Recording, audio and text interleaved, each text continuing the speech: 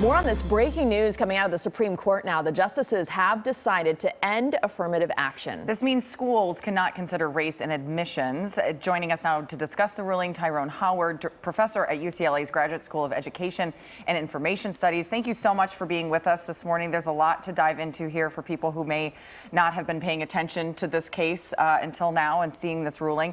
It's interesting to me that the court upheld this ruling back in 2016, and now we find ourselves here with a more conservative majority. They've already tackled abortion, guns, and now race. What do you make of this? Yes, deeply troubling. It's quite disturbing. It's really unfortunate, yet not surprising. I think the court told us this morning, at least the majority of the court told us this morning, that they believe we live in a colorblind society, that racial preferences should not be considered when it comes to admission, despite the fact that after 4.5 decades of trying to undo racial injustice, the courts seem to just ignore the fact that we've had several centuries of racial discrimination and racial exclusion, which we're trying to undo. So it's a sad day for our efforts to create more inclusive and diverse institutions. What do you say, though, to, for example, the Asian American students from Harvard and UNC who brought the original suit saying, it's not fair to us. We're performing and we're not able to get into these universities. It's the oldest private and public university, respectively. We deserve a chance to get in because we've earned the grades. Yeah, I think that's an argument that's made. I think it really doesn't look at the fact that race is really not the determining factor for many admissions decisions. I think those arguments don't take into account the fact that there are oftentimes legacy issues that are into this process as well. More students get into Harvard based off of legacy admissions than they do off of racial preferences. And let's be clear, for those who would make that argument, I would also raise this question. What colleges and universities have said is that we want to use race as a variable, not as the variable. So these are highly qualified, really hardworking students who have shown that they had to overcome different types of challenges, including structural racism, to be in these positions. So again, I think this idea of pitting, say, Asian Americans against other students of color is really kind of misguided because it sort of takes us away from the larger structure that has been racism when it comes to access to high quality education in this country. It's interesting, too, because, we're talking about universities here, but this could have an impact on hiring. Where do you see this broadening itself out, or how employers take on this information this morning?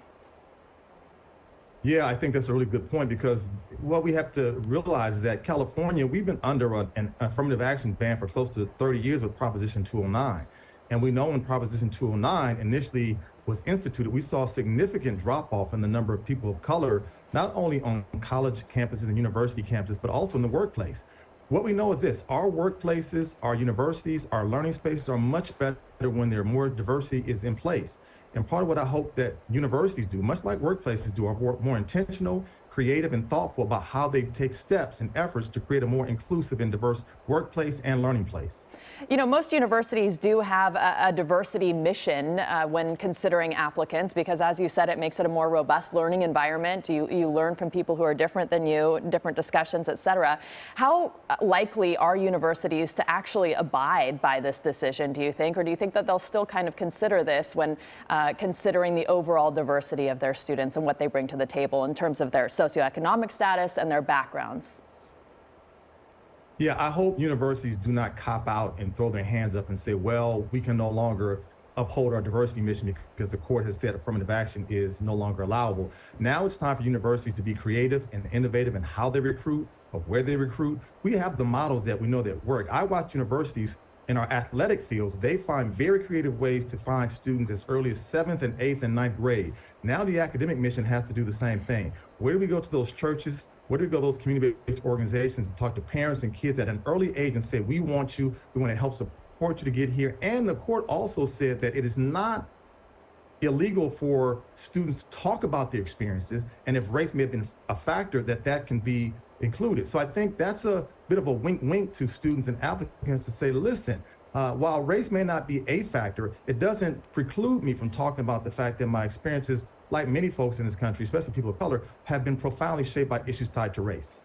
It is interesting to me. There was the additional element, though, in what we're talking about here in the Harvard case, that really these Asian American students were upset because it was using a subjective standard to gauge traits like likability, courage, and kindness. So I don't know how you end up looking at, those things and not looking at race. Yeah, this is the point. I mean, part of what we have to remember is that universities use a number of metrics to determine admission, of which universities had been using race as just one of them.